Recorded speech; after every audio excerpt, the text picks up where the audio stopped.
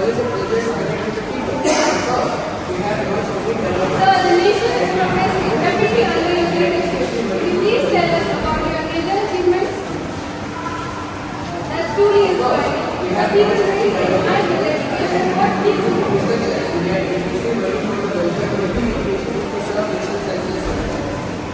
That's truly inspiring. Some people really admire your dedication. What keeps you moving? What about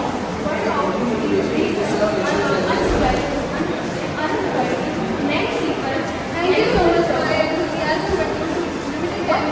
What about these reasons? So my last question: how do you answer these next people? Thank you so much for your enthusiasm, but limited time. So my last thank you so much. How do you manage such a busy schedule and still remain so calm? When questions become deep, truth becomes emotional. जब सवाल आसान that's wonderful. Thank you so much sir for your work. Such big program. But journalism is not meant to confront. Questions become deep. It is meant to crush. Becomes invincible. जब सवाल आसान हो जाते हैं तो जवाब देना भी आसान होता है और सच में एक बड़ी बात है everyone. But journalism is not meant to confront. It is meant to crush. Have you read this past year? What bड़ी बात है everyone. This is not cynical. This is accountable. Sir, have you read this past year?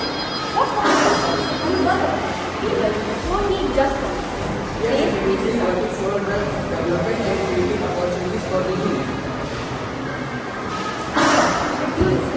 People don't need just policies. They need results.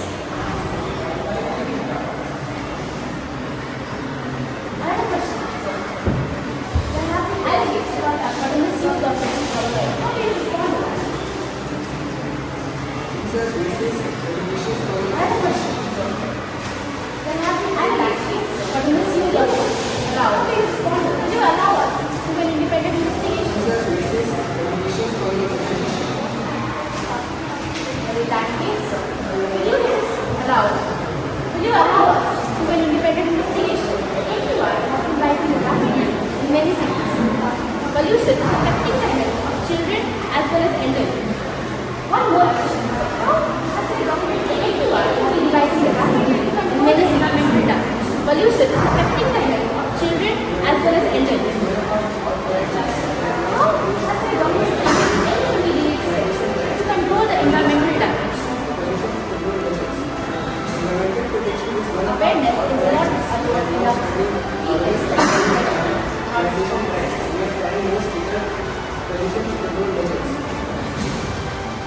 Awareness is not alone enough, sir. People need fresh air, not promises.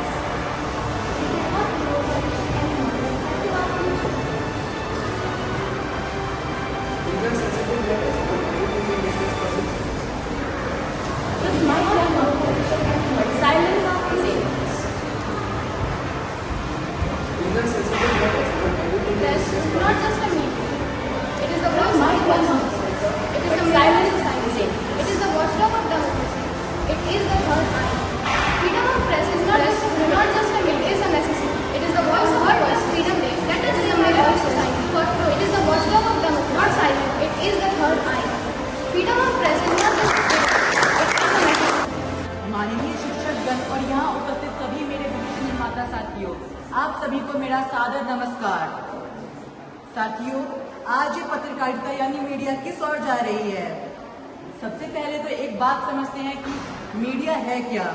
अगर आप सोचते हैं कि TV पर खबर देखना या अखबार पढ़ना ही मीडिया है, तो आप गलत हैं। मीडिया असल में मेरी और आपकी आवाज है। ये वो ताकत है जो तब काम में आती है जब आपके परिवार के साथ कुछ गलत हो रहा हो और कोई सुनने वाला ना हो। मीडिया का काम है सरकार से वो सवाल पूछना जो आप पूछना चाहते हैं पर पूछ नहीं पाते। उदाहरण के लिए मान लीजिए आपके मोहल्ले की सड़क खराब है या आपके शहर के अस्पताल में इलाज नहीं मिल रहा है। उस समय एक आम आदमी हमारी और आपकी आवाज कोई नहीं सुनता।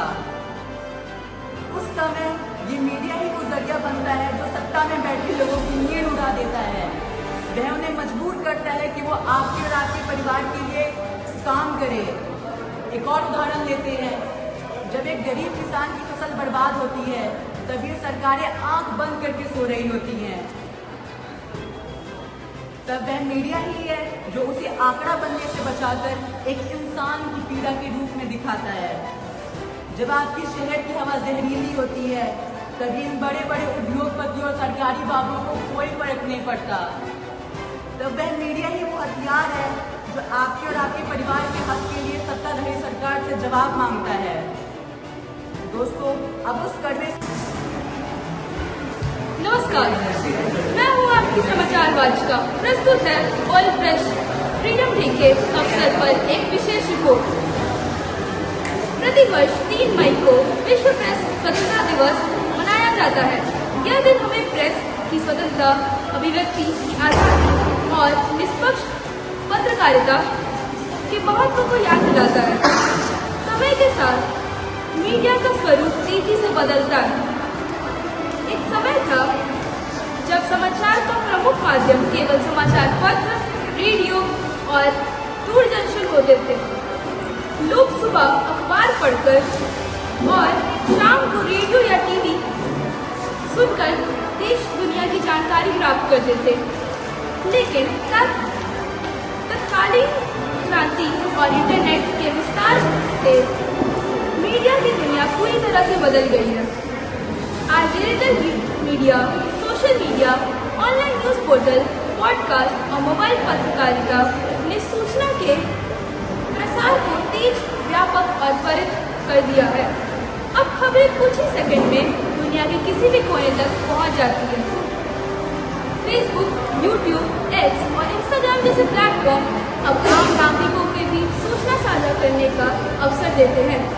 हालांकि मीडिया के इस बदलते स्वरूप के साथ नई चुनौतियां भी सामने आई हैं, जैसे कि फेक न्यूज, भ्रामक सूचनाएं, ट्रोल संस्कृति और पक्षपातपूर्ण स्तुति।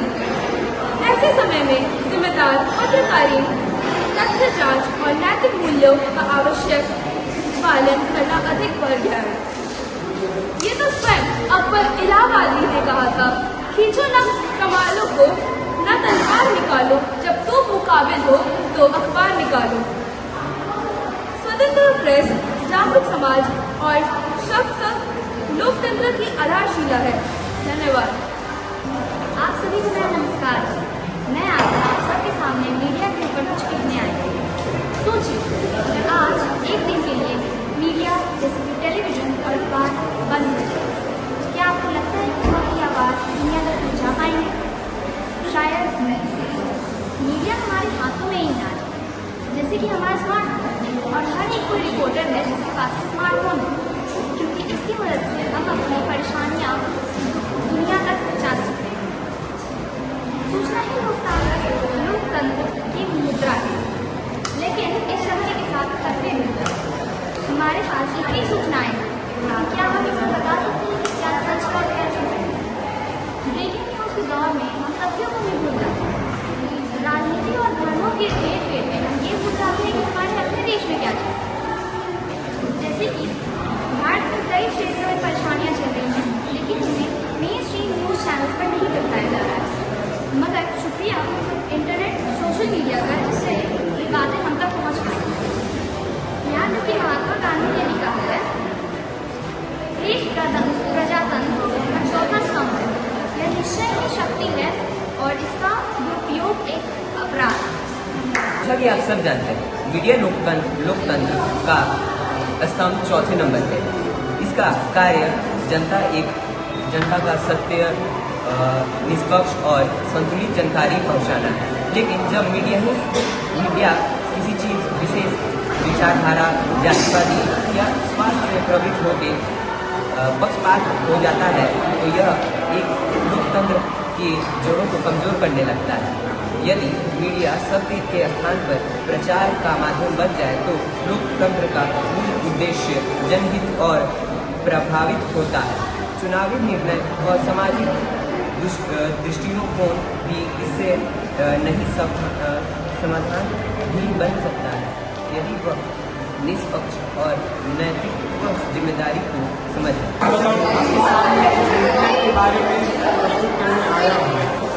आज मैं उस विचार के पक्ष में खड़ा हूँ जो किसी राष्ट्र की सबसे बड़ी ताकत वो है लोकतंत्र। लेकिन क्या आपको पता है इस लोकतंत्र का सबसे जरूरी हिस्सा क्या है? वो है मीडिया। मीडिया के बारे में बताने से पहले मैं आपको इसके बारे में थोड़ा सूचित करना चाहूँगा। मीडिया ना सिर्फ न्यूज़ टीवी चैनल है, मीडिया लोगों की आवाज़ है, लोगों का विश्वास है। और मीडिया हमें लोगों के बारे में, सरकार के बुरे कर्मों के बारे में सूचित करता है। लेकिन क्या आपको पता है आजकल की मीडिया सरकारों ने खरीद ली है। आजकल नमस्कार, आदाब, सत श्री अकाल। तो कैसे हैं आप सभी? मैं हूँ आपका समाचार वाचक अनमोल कुमार, प्रस्तुत करने जा रहा हूँ भारत में वर्तमान मीडिया की स्थिति पर एक विशेष और गंभीर रिपोर्ट। भारत विश्व का सबसे बड़ा लोकतांत्रिक देश है, जहाँ मीडिया को लोकतंत्र का चौथा स्तंभ कहा जाता है। वर्तमान समय में भारतीय मीडिया ने तकनीकी प्रगति, डिजिटल क्रांति और वैश्विक संचार के कारण अभूतपूर्व विस्तार प्राप्त किया है। आज मीडिया केवल समाचार पत्रों और टेलीविजन तक सीमित नहीं रहा, बल्कि डिजिटल प्लेटफॉर्म, सोशल मीडिया के द्वारा हर किसी तक पहुंचा जा सकता है। देश में प्रिंट मीडिया अब भी अपनी विश्वसनीयता बनाए हुए है, जबकि इलेक्ट्रॉनिक मीडिया तेज और विश्लेषणात्मक समाचारों के कारण व्यापक प्रभाव रखता है। हालांकि वर्तमान वीडियो के सामने कई चुनौतियां हैं। फेक न्यूज, टीआरपी की होड़, सनसनीखेज प्रस्तुति, पक्षपातपूर्ण रिपोर्टिंग और सोशल मीडिया पर फैलाए जाने वाली अपकृष्ट जानकारी समाज में भ्रम स्थिति उत्पन्न करती है। ऐसे में निष्पक्षता, तथ्य जांच और जिम्मेदार पत्रकारिता की आवश्यकता से बहुत अधिक होती है। अतः वर्तमान भारतीय मीडिया अवसरों और चुनौतियों दोनों के दौर से गुजर रहा है।